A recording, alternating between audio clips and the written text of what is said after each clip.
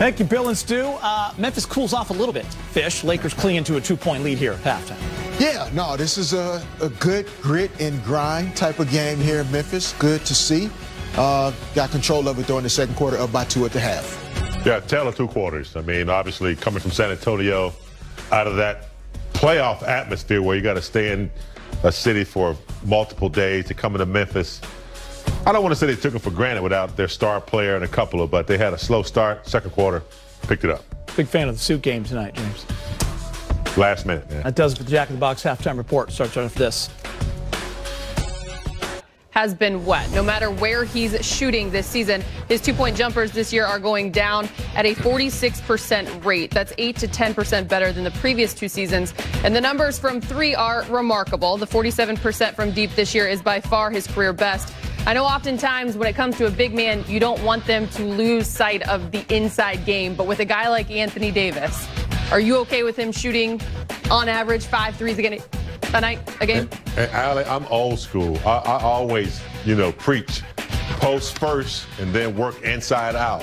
But with this guy right here, who used to be a guard at 6'2", and he still has all that, guard talent, I have no problem with it because he mixes it up. He'll face you and hit a 10-footer.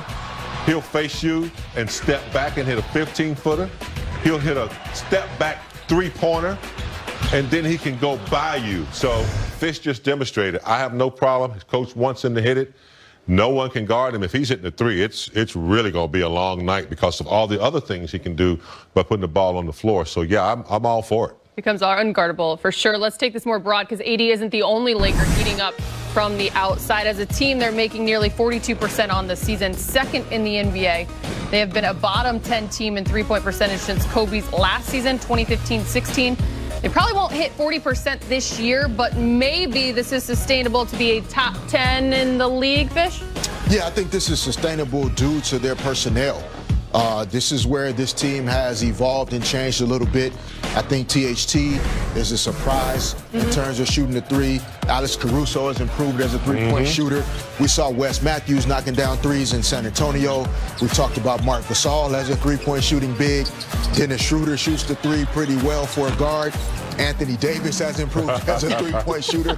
So, this is an area that the Lakers have vastly improved from a season ago when everybody talked about that being really their primary weakness offensively. That has now become a strength. And again, as they continue to improve defensively, that's going to make it really difficult for teams to talk about beating the Lakers, in particular in a 7-game series during the postseason. Big game, when you got 2 of the best players who play downhill, you have to have shooters that can step up and knock down the 3-ball. And when you think about it, 3 years ago, what were we talking about? 4 years ago, what did they need? Shooting. 3-point shooters. We tried to get a few late, didn't work out. So it's not something that just arrived this year. It's something they've been trying to do for like 2 or 3 years. So when you see Kuz starting to improve, like Fish said, Caruso hit a few last year, but I see him really starting to hit some. You got Wes Matthews. You could almost play like D'Antoni plays with this team if you wanted to, because they have 6. Tucker can hit the 3. And it's crazy. I've never seen these many 3-point shooters that can be consistent on one team, and I've never seen it. Fish, take a look at this. We got more numbers. The Lakers have been shooting well everywhere. In fact, they're just the 4th team in the last 20 seasons to shoot at least 50% from the field, over 40% from 3, and over 75% from the free throw line through their first 6 games back in Memphis. He spent his high school years in Memphis when his older brother Pau started his NBA career with the Grizzlies. The brothers were later traded for each other, and Mark established himself as a pillar for the grit and grind Grizzlies for over a decade. Today, the Lakers center will play his first game back on Beale Street since he was traded. Now, Gasol ranks near the top of so many all-time categories in the Grizzlies record books. First in minutes, field goals, rebounds, and blocks. Second in games, points, and assists. Such a talented and unique big man who spent 11 seasons in Memphis. And though it may not be the reception we all would have expected given the pandemic and only a few fans in attendance, you imagine the Grizz will do what they can nonetheless to honor Mark. But before we find out, let's hear from the big fella on what it is like being back in familiar territory for the first time. Earlier, he spoke with Mike. Well, Marc Gasol, kind enough to join us. And, Marc, I have to think that this is an emotional experience for you. It's the first time back to play in Memphis since you were traded. Of course, you had such a wonderful career there. And I spoke to a couple people there. They said that you made an even bigger difference off the court than you did on the court. So I wonder if you could just take us through your emotions today. All great feelings, all happy emotions. To be honest, it's just, you go back a little bit in time and remember all the great memories that you had on the court and especially off the court. How much, you gotta understand that I got here as a high school player, 16 years old, and left as a father of 2 kids at 34. So everything in between that happened in Memphis, and Memphis has a very special place in my heart.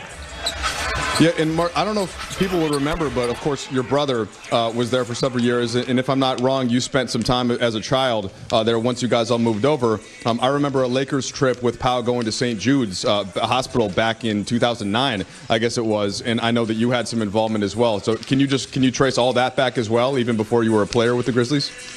Yeah. Well, not 16. You're not a child anymore. I was a big kid for sure, but probably not a child. St. Jude, LeBron are a huge part of Memphis and what Memphis stands for, helping each other and doing whatever you can, for the people that need it. Obviously, childhood cancer, it's a brutal thing when it happens in a family. So if you as a player can do anything to make the child day better and the family day better, and having an involvement with the team and having them being, upbeat with the season, how it goes for them. They're great fans of the team and they follow it nonstop. So, it's a great honor to have those kind of fans here in Memphis, and whatever we can do to help them it's amazing. All right, Marc, and the last thing would just be how you transition from all of that to just playing the game of basketball. Against this Grizzlies team, it was a lot of guys out, but not your first time.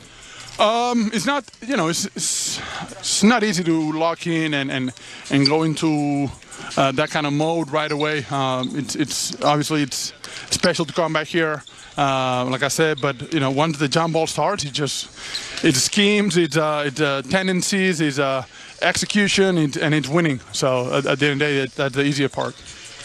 All right, Marc, thanks so much for your time. I hope you can enjoy the day spent back in Memphis. Yeah, for sure. Thank you so much. All right, thanks so much, guys. Now, guys, Gasol has not had a great start to this season, but the one thing that the Lakers have recognized, his ability, to pass the rock. Fish, do you want to see more of the offense run through him? Some of the Lakers have discussed we got to get the offense going through him a bit more. Yes, of course. When he's on the court, he is a great facilitator. He allows the Lakers to still space the floor because of his shooting ability, but also his ability to pass and move without the basketball. But at this point in Marc's career, there are going to be nights where, whether it's the flow of the game, the team that they're playing against, it's just not the night for him to be out there a high number of minutes. But on those nights where he's going well, he's moving well, the better the Lakers play offensively, the more player movement, the more energy they have, that's going to be better for Marc Gasol. If it's one of those slow nights where the team's a little lethargic, they don't have that energy to move without the basketball, then it's going to sometimes be tougher for Marc to be out there. But I think of Marc as like an offensive lineman that is creating opportunities for other people, but it's not going to show up in the stat sheet necessarily. So we can't look at his stats and say he is or isn't playing well. We just have to look at how well the team is playing and know that he's in there creating holes for other people that we sometimes just don't see. Yeah, that's a really good point.